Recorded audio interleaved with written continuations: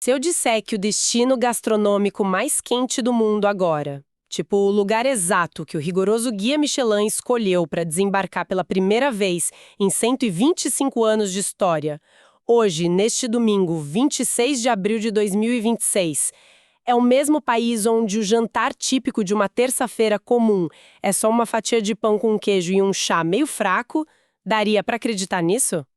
Olha, parece até o início de uma piada ruim, né? Mas, incrivelmente, é a realidade absoluta do que está acontecendo. E é, sem dúvida, o maior paradoxo da culinária mundial nesse momento. Exato, é muito bizarro. E é exatamente para destrinchar essa ironia que a gente está aqui hoje. Para quem adora entender como a cultura e a economia se cruzam ali no prato, a Nova Zelândia é simplesmente o estudo de caso perfeito.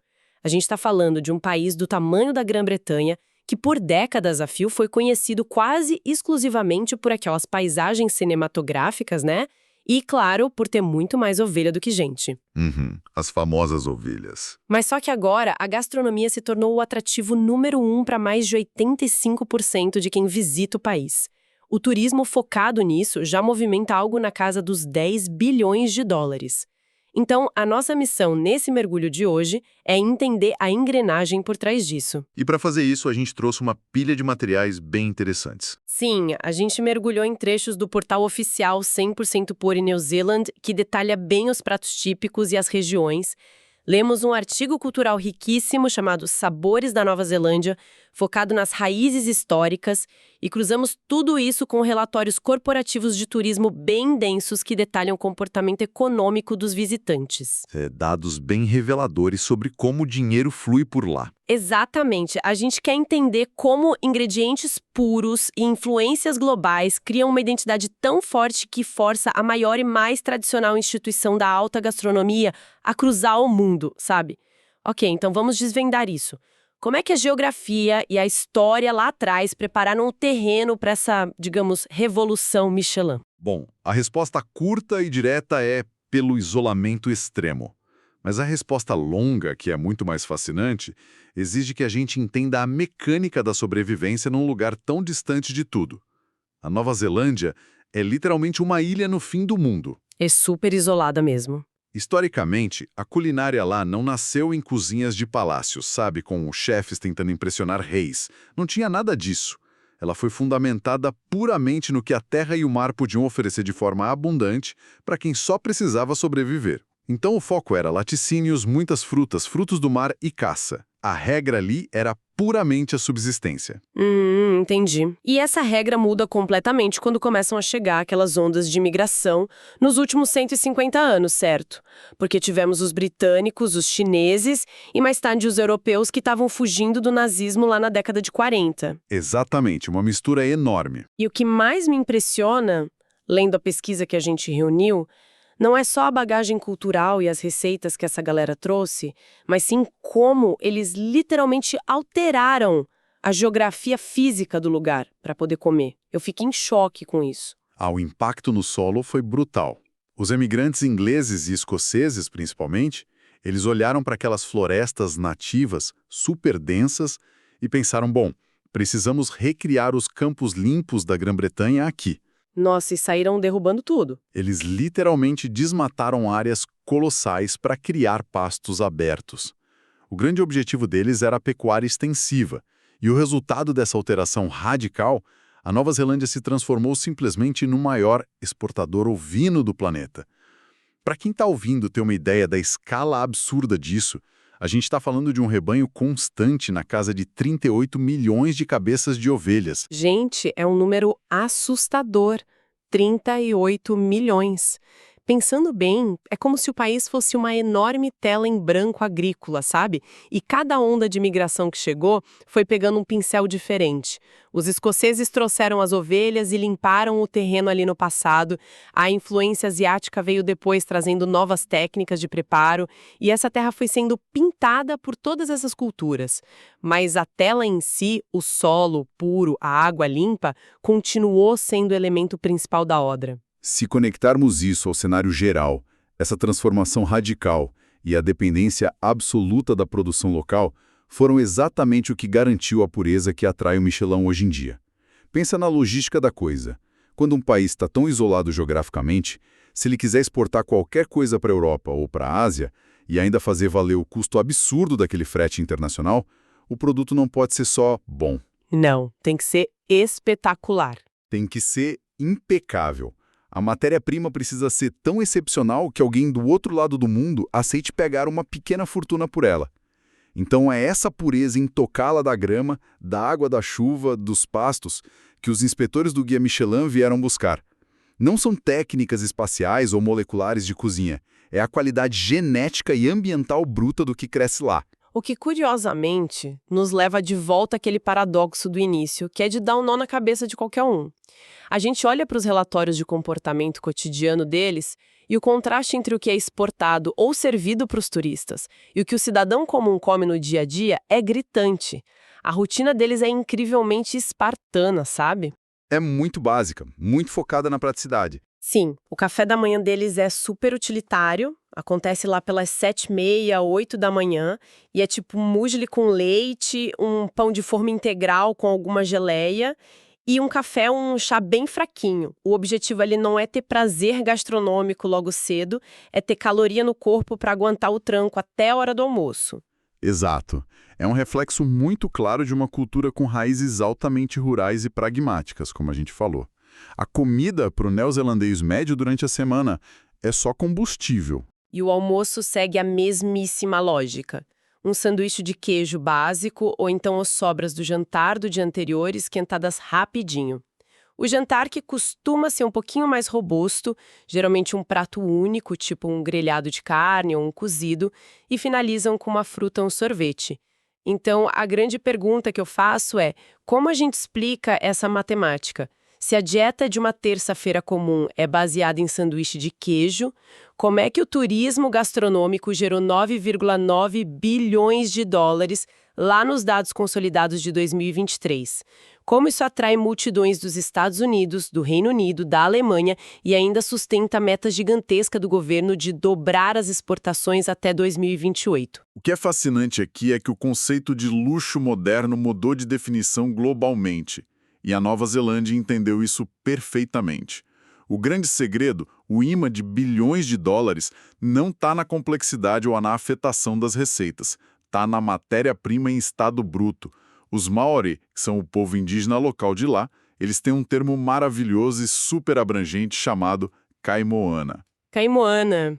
Achei lindo esse termo. Sim, é um termo que abrange basicamente todos os alimentos vindos do mar. Essa fartura oceânica incrível, somada às carnes de animais criados soltos nos pastos limpos, cria um arsenal na mão dos chefes locais que o mundo inteiro quer provar. O morador local tem um acesso tão farto a ingredientes incríveis no dia a dia que, para ele, é banal e barato comer algo que na Europa ou nos Estados Unidos custaria o olho da cara. Ah, entendi. Então a grande sacada comercial é que os restaurantes simplesmente pegam esse banal da vida do neozelandês e tratam o produto com uma reverência de alta gastronomia. Exatamente isso. Tem aquele caso super emblemático que a gente viu nos relatórios, a vinícola Craig Range, lá em Havelock North. Eles recentemente varreram as premiações daquele 25º Hospitality Awards. Levaram o prêmio de melhor restaurante e até o vencedor supremo. E lendo sobre eles, o que eles fazem não é disfarçar um ingrediente com um monte de molhos pesados franceses, sabe? É apresentar a pureza do quintal deles direto num prato maravilhoso. É a intervenção mínima. Para quem viaja para lá e gasta dinheiro, o luxo não é mais comer caviar com folha de ouro num salão fechado. O luxo é a lagosta fresquíssima que foi tirada de uma água cristalina ali a poucos metros de distância da mesa onde você está sentada. Perfeito. A proximidade com a origem é definitivamente a nova definição de alta gastronomia que o Michelin está abraçando agora em 2026. E quando a gente mapeia de onde vêm esses tesouros todos, a gente percebe o quanto a geografia deles é generosa. Vamos começar pelo mar, que é a base do Kaimoana. Um país daquele tamanho tem impressionantes 14 mil quilômetros de costa. O encontro daquelas correntes geladas que vêm direto da Antártida, com as águas um pouco mais temperadas do norte, cria um ambiente marinho riquíssimo. E isso, biologicamente, deixa os frutos do mar com texturas muito mais firmes e sabores incrivelmente concentrados. 2 vezes mais que uma toalha de linho engomada na mesa, É aquela cidade costeira famosa, Kaikoura. A grande atração culinária de lá não é um restaurante 5 estrelas clássico com um valete na porta. São as famosas caravanas de frutos do mar, que são trailers que ficam literalmente estacionados no acostamento na beira da estrada. É um charme muito próprio. Tem uma icônica que os artigos citam bastante, a Nins Bean. Cara, ela é operada pela mesma família, vendendo lagostas no mesmo lugar desde 1977. O turista aluga um carro, dirige até lá, estaciona, compra a lagosta que acabou de ser pescada, senta numa mesa de piquenique de madeira olhando para o oceano e come ali mesmo. É super rústico, é direto e, segundo os críticos, é inesquecível. E essa mesma cena se repete pelo país inteiro, com os mexilhões lábios verdes daquela região de Marlborough, o salmão-rei gigante dos lagos alpinos perto de Mt. Cook e, claro, as disputadíssimas ostras de Bluff. E aí é a mesma lógica de respeito ao produto quando olhamos para a terra firme. Lembra daqueles 38 milhões de ovelhas? Eles não estão lá só fazendo número para foto de turista. O cordeiro neozelandês é mundialmente famoso porque é criado solto comendo grama fresca o ano todo em vez de comer ração trancado num confinamento. Isso faz com que a carne desenvolva um sabor muito mais magro e herbáceo. O clássico cordeiro assado com alecrim é o prato de resistência que sustenta o prestígio e as exportações de carne do país. E claro, esse mesmo pasto verde alimenta uma indústria de laticínios artesanais que é um absurdo de boa. Nossa, os queijos, né? Sim, eles fazem queijos de leite de vaca, de ovelha, de cabra. Tem marcas produtoras lá como a Capt, a Whitestone e a Puroy Valley, que fazem queijos que batem de frente e rivalizam fácil com os grandes clássicos europeus. E você pode provar isso direto nas fazendas, em locais como o The Cheese Barn, sentindo o cheiro do campo. Mas olha, aqui é que a coisa fica realmente interessante. Durante a nossa pesquisa, cruzando os dados turísticos e as safras, a gente descobre que as ostras de Bluff e a grande safra dos melhores vinhos acontecem em um momento muito específico do ano, que é o outono. E percebam, isso não é só um presente acidental da natureza. Isso é o motor de uma estratégia econômica simplesmente genial do governo deles. Como assim? Explica melhor a mecânica dessa estratégia para quem está acompanhando a gente. É que o turismo no mundo inteiro sofre muito com o problema clássico da sazonalidade, certo? Todo mundo quer viajar no alto verão e para a praia, e no resto do ano as cidades ficam vazias. A meta oficial do Departamento de Turismo lá na Nova Zelândia é forçar um crescimento massivo de 70% nas visitas exatamente fora dessa alta temporada. E aí, como é que eles convencem as pessoas a viajarem para lá quando o clima começa a esfriar, já que venta muito e chove? Usando a gastronomia pesada como isca. O outono se transforma numa verdadeira época de ouro nacional, onde os maiores festivais de frutos do mar e as colheitas de uva acontecem todas simultaneamente. Eles pegaram uma desvantagem climática óbvia e transformaram no maior chamariz financeiro do ano deles. Olha, é uma manobra comercial e turística brilhante. Mas ter o ingrediente certo, colhido na hora certa, é apenas metade da equação gastronômica. A forma como o neozelandês aplica calor, o fogo mesmo, nesse ingrediente, diz tudo sobre a alma do país. A culinária lá, na prática, é um choque constante entre a herança indígena fortíssima, a tradição britânica, que é um pouco mais pesada, e o estilo de vida atual deles, que venera estar ao ar livre. E não existe nada nesse mundo que represente mais essa fusão visceral com a terra do que o hangi. O famoso hangi, o forno de terra dos povos maori. Eu fiquei absolutamente obcecada tentando entender, lendo os textos, como isso funciona na prática. Porque não é só fazer uma fogueirinha e botar uma panela em cima. É algo muito mais complexo. Longe de ser só uma fogueira. É um domínio absoluto da física térmica e, acima de tudo, da paciência. O método tradicional deles consiste em literalmente cavar um buraco grande na terra, aquecer pedras vulcânicas numa fogueira até elas ficarem totalmente incandescentes e depois colocar cestos com os alimentos ali por cima. Geralmente vai frango, carne de porco, carneiro, além da famosa batata doce local, que eles chamam de kumara. Cumara, legal. Isso, cumara, junto com abóboras e batatas normais. E aí a mágica acontece. Tudo isso é coberto com panos bem úmidos e depois enterrado. Literalmente cobrem com terra, a terra prende o vapor e o calor irradiado pelas pedras lá no fundo, a comida cozinha lentamente ali de baixo, no próprio vapor e nos sucos que vão se misturando subterraneamente, durante horas a fio. O resultado final é uma carne que desmancha no garfo, com um sabor defumado e meio terroso, que é, assim, fisicamente impossível de replicar num fogão a gás moderno. E sabe o detalhe mais surreal disso tudo que eu vi nas fontes? Acontece na região de Rotorua, que é super famosa no turismo pela intensa atividade geotérmica. Lá, a crosta terrestre é tão fina e tão ativa que as comunidades cozinham os alimentos a vapor, usando o próprio calor natural que sai das rachaduras da terra e das piscinas ferventes. É cozinhar em sincronia perfeita com o pulso do planeta, sabe? Eu achei isso muito poético. É o respeito extremo à força da natureza, sem tentar domar ela. Mas, atravessando a rua dessa tradição milenar, a gente esbarra na herança colonial britânica que trouxe aquela praticidade do dia a dia praiano que é a cara do país hoje. O clássico fish and chips, o peixe com fritas.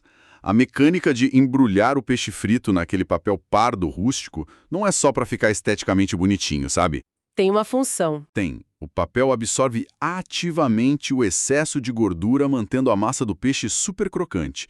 Comer isso na areia da praia, acompanhado de uma fatia de pão de forma branco super simples, para fazer um sanduíche de batata frita cheio de molho de tomate por cima, é basicamente a essência do fim de semana para eles. E outro ponto fundamental de se entender para quem quer absorver a cultura de lá é o Natal. Para quem está no hemisfério sul, igual a gente aqui, dezembro é alto verão. Então a ideia europeia de comer um peru gigante, assado e super pesado não faz sentido nenhum no calor. A ceia natalina deles lá muitas vezes vira só um banquete de frutos do mar frescos ou um churrasco, o famoso BBQ, super descontraído com lagosta e cordeiro no quintal de casa. Total. E falando em influência britânica e nessa praticidade toda, a gente tem que falar do grande pilar cultural da classe trabalhadora neozelandesa, que são as tortas, as famosíssimas pies. Pelo amor de Deus, os textos mostram que é uma verdadeira obsessão nacional. É aquela tortinha de massa folhada, individual, tamanho de uma mão assim, que é sempre entregue fervendo dentro de um saco de papel pardo. A princípio, lendo sobre isso, me pareceu só um lanchinho de poço de gasolina, sabe? Mas espera, eu lancei essa provocação nas minhas anotações aqui. Então, a tortinha deles no saco de papel de padaria é basicamente uma tela em branco para alta gastronomia também? Absolutamente. A genialidade da pie neozelandesa está na estrutura dela. A massa folhada em volta atua como um forno em miniatura perfeito, selando todo o molho e a umidade lá dentro enquanto a pessoa come andando na rua. Tradicionalmente, os trabalhadores britânicos lá atrás comiam isso recheado só com uma carne moída simples, a famosa mince pie. Mas o neozelandês de hoje pegou esse conceito super utilitário e começou a testar todos os limites da criatividade culinária. Hoje em dia, existem premiações seríssimas de nível nacional só para julgar essas tortas. E eu vi a lista dos sabores premiados e eu fiquei de queixo caído. É absurdo. Você encontra recheios complexos como, por exemplo, frango na manteiga com especiarias indianas, guisado de carne de veado silvestre super refinado, salmão defumado misturado com bacon e até cremes feitos à base de paua, que é um molusco marinho local riquíssimo e caríssimo. A aparência externa continua sendo super humilde, ali no saco de papel engordurado, mas a execução técnica lá dentro é digna de uma estrela do Guia Michelin. É a quebra total de expectativa, né? E para acompanhar uma torta de carne de veado fervendo ou uma lagosta inteira tirada do mar, a gente obviamente precisa de bebidas. E o país é famoso mundialmente pelos vinhos. O que me fez questionar muito durante a leitura foi o seguinte: com a Austrália gigantesca ali do lado, produzindo volumes massivos de vinho tinto super comercial, como foi que a Nova Zelândia conseguiu se destacar tanto e virar uma referência premium no mundo todo? A resposta para isso está inteiramente na mecânica do clima. A Austrália vizinha é predominantemente quente e muito seca, o que gera vinhos muito potentes, com frutas super maduras e muito alcoólicos. Já a Nova Zelândia tem um clima marítimo super influente, muito mais temperado e frio. E o que isso faz com a uva na videira? O amadurecimento dela se torna lento e longo. Ah, entendi. A uva passa muito mais tempo no pé, pegando sol gentil de dia e um frio intenso à noite. Isso preserva toda a acidez natural e concentra aromas que são incrivelmente vívidos. Nas grandes regiões produtoras, tipo Marlborough ou Gisborne, essa diferença climática faz com que as uvas brancas, como a Sauvignon Blanc, a Semillon ou a Gewürztraminer, explodam num sabor muito fresco e cortante. É aquela acidez crocante que limpa o paladar e pede comida. E nos vinhos tintos, enquanto a Austrália foca no encorpado Shiraz, a Nova Zelândia domina a delicadeza e a complexidade do Pinot Noir, que é uma uva super chata que exige noites bem frias para atingir a perfeição. Nossa, é a geografia ditando o sabor do país mais uma vez. Mas a vida lá também não é só regada a Pinot Noir premiado, servido em taça de cristal. O mercado de bebidas informais do dia a dia é enorme e super curioso. A cultura das cervejas artesanais lá explodiu nos últimos anos. Eles têm kombuchas super exóticas, o famoso suco de feijoa. A feijoa é um capítulo à parte. Vi que é uma fruta que eles veneram, que, segundo as descrições, tem um gosto que parece uma mistura de goiaba com abacaxi e um toque de menta. E, claro, tem a rainha nostálgica das prateleiras de supermercado que todo o texto cita, a LMP, ou Lemon and Pyroa. Para quem não conhece, é uma mistura clássica de suco de limão com uma água mineral naturalmente gaseificada da cidade de Pyroa, e isso é engarrafado desde o começo do século XX, lá por 1907. Tem um gosto absurdo de infância para milhões de pessoas lá. Com certeza.